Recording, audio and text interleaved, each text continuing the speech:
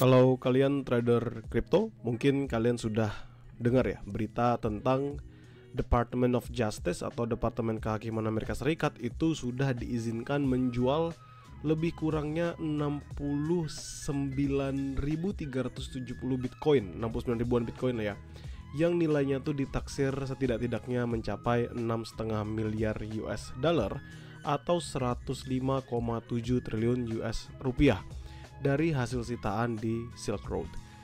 Bukan FUD, ya ini bukan bentuk food, bukan juga bentuk menakut-nakuti teman-teman mungkin yang trader kripto. Saya punya portofolio juga ya, saya terpapar juga untuk urusan sama kripto. Jadi ini hanya sebagai tambahan informasi agar teman-teman juga paham kedepannya bagaimana.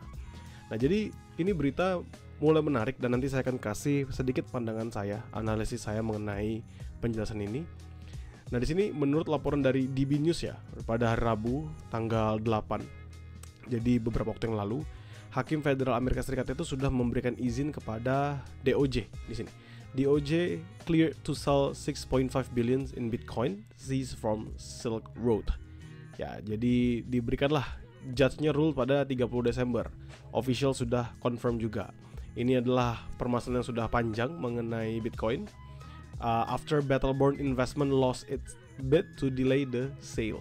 Nah, di sini teman-teman juga perhatikan ya, bahwa Battleborn Investment sebelumnya mengklaim kepemilikan Bitcoin melalui aset kebangkrutan dan bahkan mengajukan gugatan berdasarkan Freedom of Information Act untuk mengungkap identitas individu misterius yang dikenal sebagai individu X yang menyerahkan Bitcoin tersebut, namun tidak berhasil. Dan kalau teman-teman perhatikan, ini Bitcoinnya semenjak rilis berita tersebut, harganya di CoinMarketCap itu turun signifikan. Kalau sekarang kita lihat ada di 94.000 ya, 94 ribuan. Dan kalau misalkan teman-teman ingat ya, waktu awal tahun kemarin, tahun ini, awal tahun dari Desember sampai awal tahun ini itu pernah nyentuh area tinggi banget teman-teman, sampai ke 102.000. Nah, sekarang saya akan masuk dalam pandangan saya.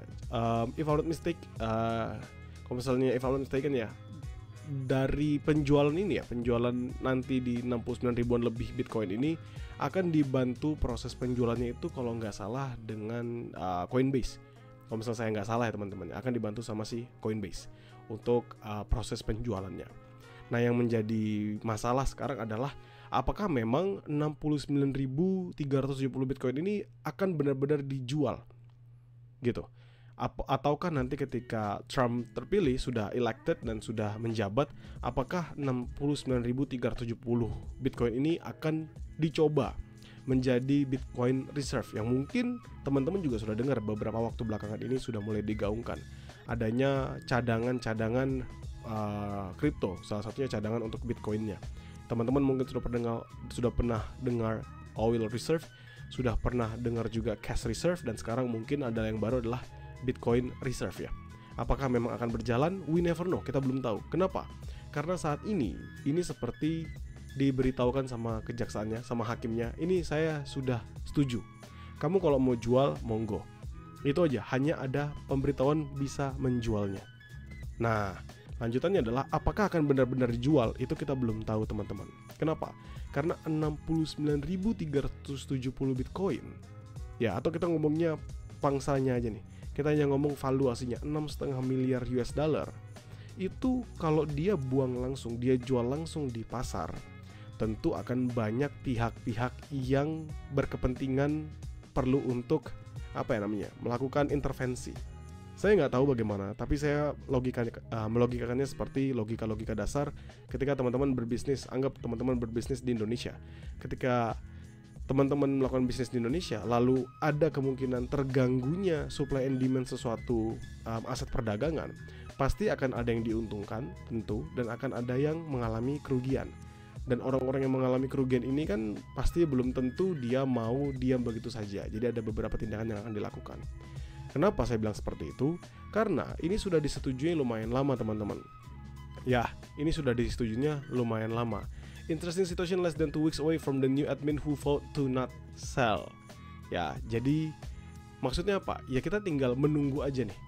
Ya, bagi teman-teman yang mungkin heavy on crypto investment, harapannya adalah 69.000 ini dijadikan Bitcoin Reserve. Kenapa? Karena ketika dia dikunci sebagai Bitcoin Reserve, Artinya supply baru tidak akan dilimpahkan ke dalam pasar secara langsung. Ya, 69.000 Bitcoin ini nggak akan dijual langsung di dalam pasar sekaligus, melainkan di hold kembali sebagai reserve, sebagai cadangan. Sehingga akan adanya motivasi baru bagi para buyer, bagi para investor yang ada di kripto itu sendiri. Ketika motivasi ini tumbuh, yang terjadi adalah orang-orang semakin semangat dengan aset kripto tersebut, dengan Bitcoinnya sendiri. Sehingga big potential kemungkinan besarnya adalah harga dari Bitcoin itu akan mengalami penguatan. Jadi kalau misalnya teman-teman berpikir apakah ini tidak berdampak atau apakah ini memiliki dampak yang real atau signifikan, tentu ada teman-teman. Kenapa? Ya karena kalau misalnya sampai dia jual 69.000-nya ini langsung ke pasar, maka terjadi dump besar-besaran. Karena yang bikin masalah itu bukan mengenai penjualannya. Penjualannya itu ya sudah disetujui, kalaupun terjadi silahkan terjadi aja. Yang jadi masalah itu adalah ketakutan orang-orang retailnya, termasuk juga yang memiliki dana-dana besar. Kenapa? Ya karena mereka memiliki pemikiran ya lebih baik kita juga go for the sell position, lalu nanti kita looking for another buy momentum, sebatas itu aja. Namun jika memang ini di hold dan memang Trump setuju, misalnya oke, kita tidak akan menjualnya, kita akan nge-hold ini, kita akan jadikan Bitcoin reserve, maka kemungkinan besar ke depannya Bitcoin punya potensi untuk melanjutkan penguatannya. Jadi di sini bukan seperti kan kalau misalnya food kan ya, oh ada uncertainty, oh ada doubt, oh ada ketakutan, ini seolah-olah terjadi dan tidak terjadi di waktu yang bersamaan. Bukan ya, ini bukan ingin menakut-nakuti, ingin memberikan keraguan atau ketidakpastian. No. Yang ingin saya jelaskan di sini adalah kalian harus paham bahwa ini sedang terjadi permasalahan dari DOJ ini. Ya, bahwa ada 69.000 Bitcoin ini yang ready. Kalau memang harus dijual, maka ready akan dijual, tapi kalau akan di hold, maka dia akan di hold. Tinggal bagaimana kita menyikapinya ketika sudah dipilih salah satunya. Semisal, maka dia akan menentukan penjualannya. Ketika dia melakukan penjualan, maka tentu dump besar akan terjadi. Ketika dump besar terjadi, what should we do?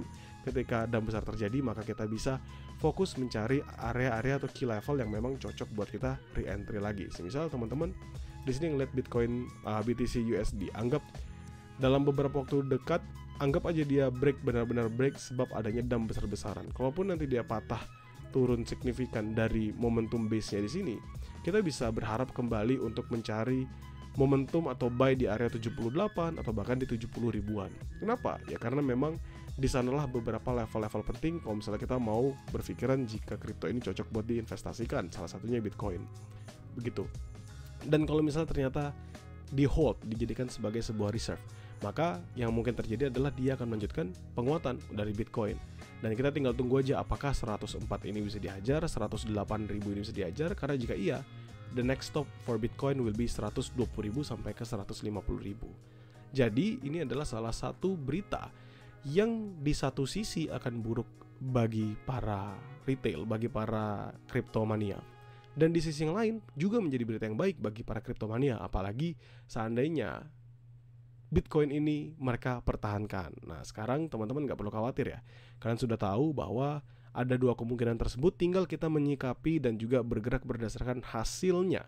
Ketika nanti Trump apakah memang benar-benar akan berfokus akan menempatkan Bitcoin atau cryptocurrency sebagai salah satu aset penting di dalam pemerintahannya, atau malah hanya sebatas sebagai kampanye aja. Jadi karena dia tahu CT mania crypto traders banyak, dia coba hanya sebatas sebagai kampanyenya aja. So let's see teman-teman bagaimana akan terjadi ke depannya.